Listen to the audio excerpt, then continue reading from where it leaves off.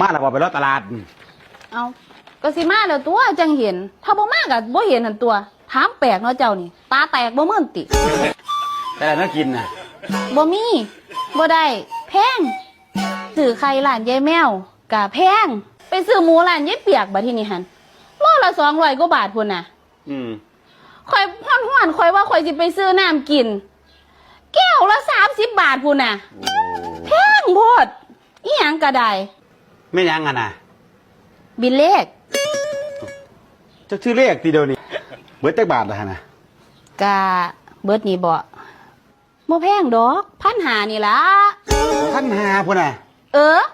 ซื้อหมูกับว่าแพงซื้อไข่กับว่าแพง